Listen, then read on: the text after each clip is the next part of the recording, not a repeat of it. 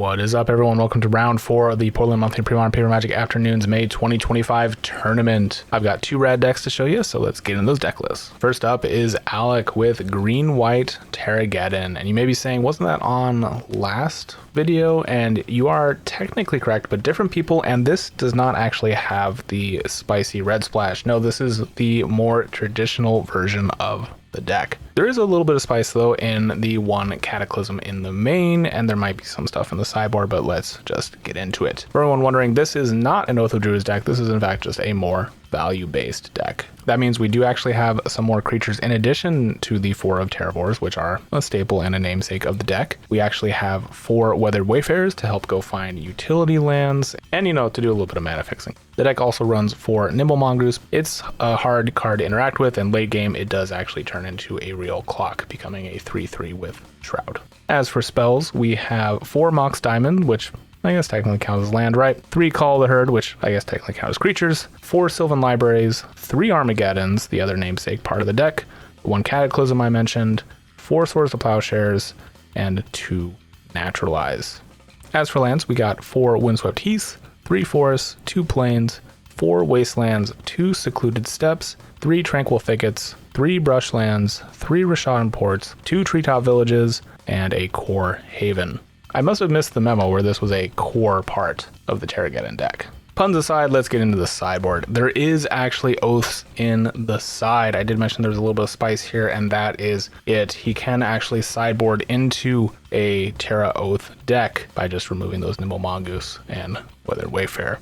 He also has 2 Enlightened Tutors, which I imagine also come in to help take those creatures out, 2 Cursed Totems, 1 Wrath of God, the 4th Call of the Herd, 1 Ray Revelation, the 2nd Cataclysm, 1 Tormod's Crypt, 1 Seal of Cleansing, and 2 Spheres of Resistance. Really cool spice in the sideboard, basically transformational sideboard. I'm excited to see how it plays out, but before we do that, let's see who he's playing against. Next up, we have a True Brew with Matthew's Dreams and Illusions deck, and this is wild. This is a Dream Halls deck, and it's okay if you're not familiar with the card. It's been a minute since we've had a deck using it on the channel. Dream Halls is a 5-drop enchantment. Rather than pay the mana cost for a spell, its controller may discard a card that shares a color with that spell. So the main goal of this deck is to ramp to the point where you can play a Dream Halls or sneak it in with a Show and Tell, and then use lots of big draw spells to find your ultimate win con. What is the win con here? Illusions of Grandeur, a 4-drop enchantment that has a cumulative upkeep of 2. When Illusions of Grandeur comes into play, you gain 20 life.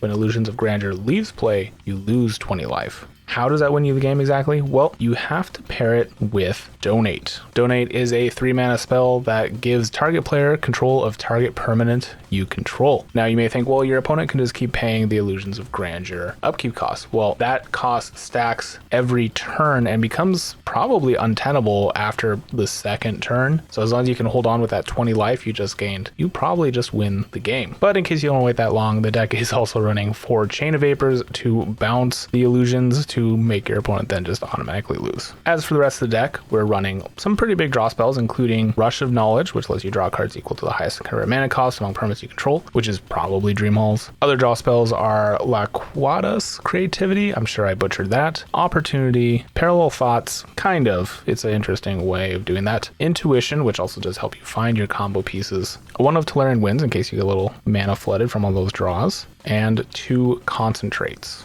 In terms of interaction, the deck is running 3 Stifles, which you can stifle the trigger on Illusions of Grandeur in case you don't want to lose 20 life and are not able to donate, and 3 Rewinds for some free counter spells. As for lands, we are running pretty much every soul land. So there's 4 Ancient Tombs, 3 City of Traders, 4 Saprazan Scaries, 4 Sphendunite, 4 Sphelunite Temples, and 6 Islands. 21 lands does seem a little light, but I know Matt has been tweaking this deck for a minute. You do actually just have to have 2 lands to get Show and Tell outright, so there is some logic there. As for the sideboard, looks like he's got 2 Seal Removals, 3 Annuls, 3 Chills, 3 Defense Grids, 2 Hurkyl's Recall, and 2 Hydroblast. What a super sweet list. I'm excited to see this combo off on camera, so hopefully we get to see that happen. I did get the opportunity to play against Matt in this tournament, and once I played against the deck, I knew it had to be on camera. So without further ado, let's get into the games. And here we go. Alec is on the left. Matthew is on the right. Alec looks like rocking those Apex Ultra Pro sleeves. Absolutely love them. Oh, before we get into that though, Matt is going to be mulliganing here. We'll cut to when he has a keepable hand. Okay, we are coming back here to a mole to 5. Unfortunately, Matthew not finding anything he liked in his 6. And let's hope he can find something here. The Dream Halls deck really does need cards in hand to function properly, but he does have to actually draw Dream Halls, which is maybe a drawback to this deck. This deck does feel very Glass Cannon combo, but when it goes off, it's pretty amazing. All right, Alec's going to start us off with a turn 1 Nimble Mongoose, say go. And to finish my thoughts on those sleeves, by the way, Apex sleeve, some of the best. Not a sponsor, but honestly, some of the best sleeves I've been able to find. So I just wish they came in solid colors. All right, Matthew can play a Saprazan and pass. Looks like Mongoose is going to be getting in for 1. And cycling the Thicket.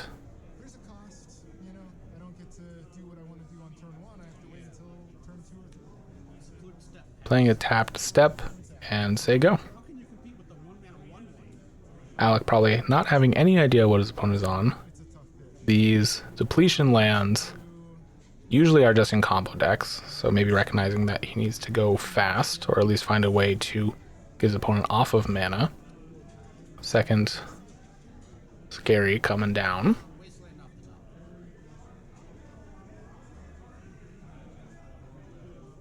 When I did play Matthew during this tournament, he did mention that he's been playing this at some of our weekly meetups and tuning it based on that, having some success with it. And it was a very scary deck to play against. The only other Dream Halls deck I've seen is the one that Caustic brought many months ago, which was a Mugaba Dream Halls, or Mugaba Turns, which also employed big draw spells and extra turn spells to swing in with a big fish. But I wonder if this combo with Illusion of Grandeur is maybe a bit more elegant. It does require a few more moving pieces. All right, Mongoose getting in for 1. And just a pass. So a bit of a slower start here from Alec. There's an Ancient Tomb. All right, Matthew has enough mana to cast Dream Halls. Are we going to see it? Did he mulligan to have Dream Halls? It kind of looks like he has it in hand. Or are we going to play something else? He's got 18 life to work with.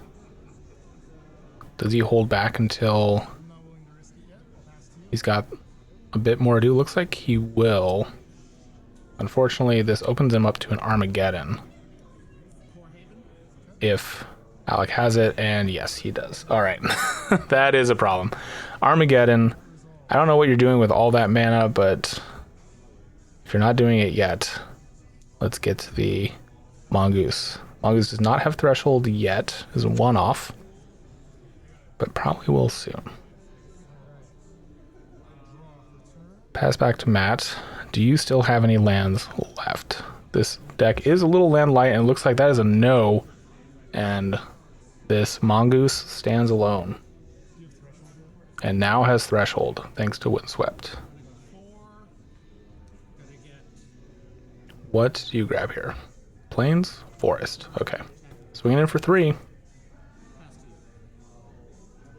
We are at the point of the game where the Mongoose is a clock. And with Matthew not drawing any more lands, you can just sit back and watch. There's a Cataclysm just in case. There's a Treetop Village, another clock if Alec can draw another land. His deck runs a ridiculous amount of lands because it's a land-based deck. So the chances are pretty high. He may even have one in hand. I didn't get a good look. All right, Matthew finding an island here. There's a Mox. Instead, we're just going to play a Plains, animate the Treetop, swing in for 6. Do you have a way to stop what Alec is doing. And looks like no. Matthew's at 5. Swinging for 6. And that is going to be game number 1.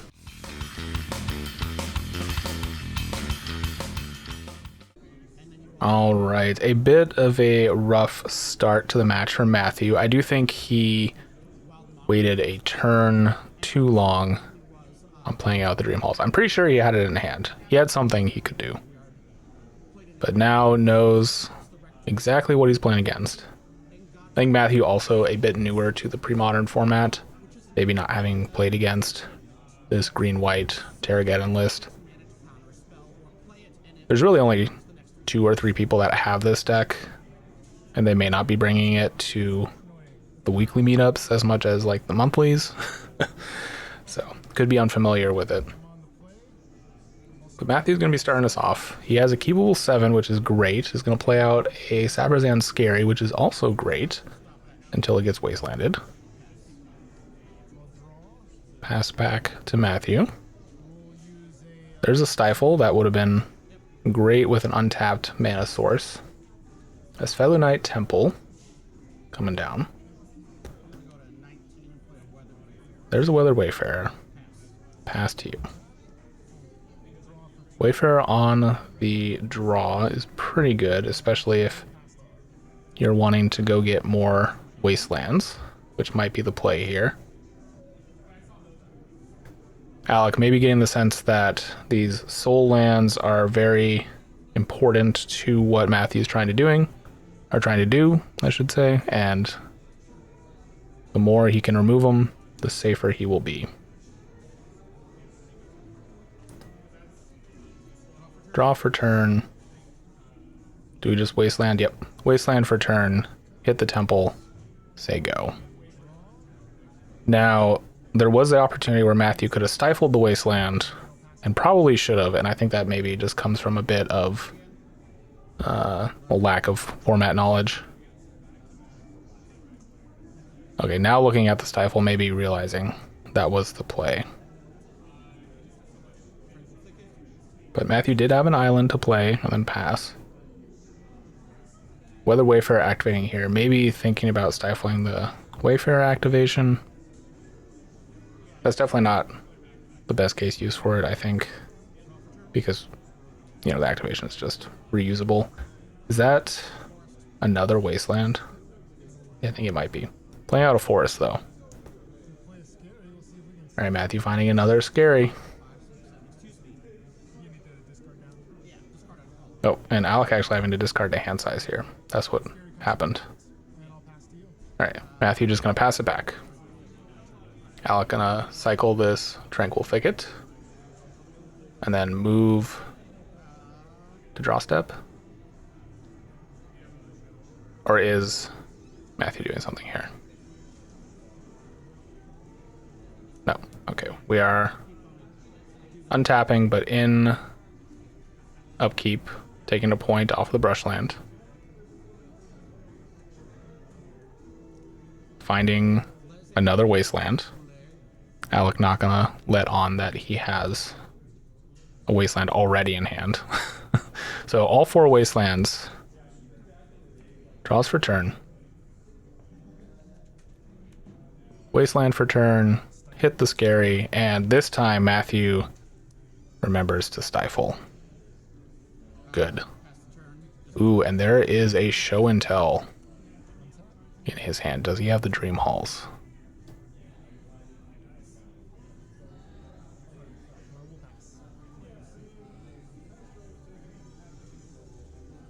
Show and tell is a sorcery. You can't hold it up till next turn. Looks like he is just going to pass back. Oh, there's an Armageddon. Do you just go for the wasteland one more time? Yep, there's the wasteland again. I don't think Matthew has another stifle. And now that is all 4 wastelands from Alec's deck. Pass to you. Choosing not to get in for 1 here. Maybe opting to hold up the Wayfarer to get a Rashad import. Alright, there's a City of Traders. And if we see a 5th wasteland, we're gonna call judge. Probably just a port, I'd have to imagine. All right, no, gonna actually cycle the thicket here, I think is the play. Maybe even already has a port in hand. All right, untap, draw. He is a turn away from Armageddon. Planes for turn. Are we just playing the Terravor? Yep. Terravor is pretty big. 1, 2, 3, 4, 5, 6, 7, 8, 9. So 9/9.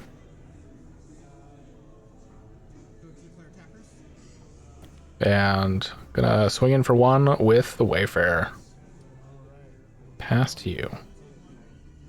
All right, Matthew, this is your turn. Can you combo? I don't know if I see a Dream Halls, but I sure would like to. We have the show and tell, but I'm not sure anything else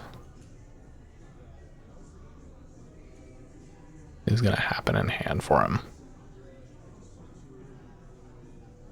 He didn't have a rewind, otherwise he would have used it on that Terravor, and is just passing it back,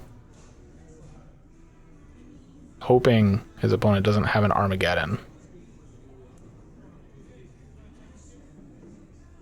Unfortunately, I think Alec does have to kind of go for it here. Playing 4, Armageddon. Oh, there's a Chain of Vapor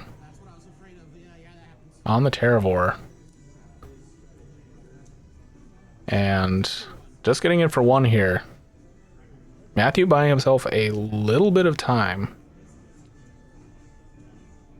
But once that Terravor hits, he's going to have a lot of problems. All right, there's a City of Traders. Say go. Not exactly what you want to see.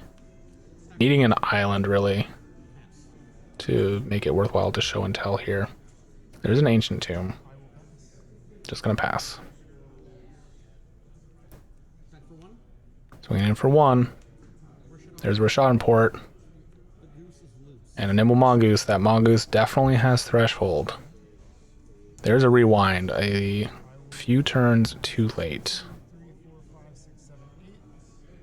We'll have to discard something here. He's actually going to be pitching the rewind. A little bit off the mana for that one. All right, get in for 4. Who needs a Terravor when you got a bunch of creatures? All right. Alec actually light on lands here is going to tap down the city. And Matthew discarding here. Oh, did Matthew have 2 rewinds? Did he have a rewind when the Armageddon happened? He had the mana to pay for it. He must not have. There's no way. Yeah, he would have countered that Armageddon.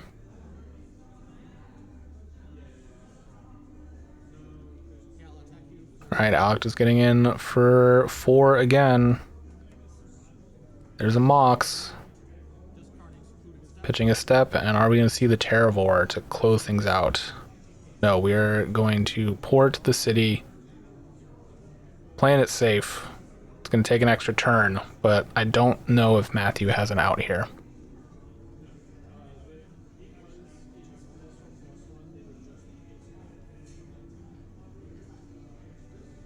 His 1 land getting tapped down. He can't play his Ancient Tomb without losing his city. Does not have a way to make blue mana currently.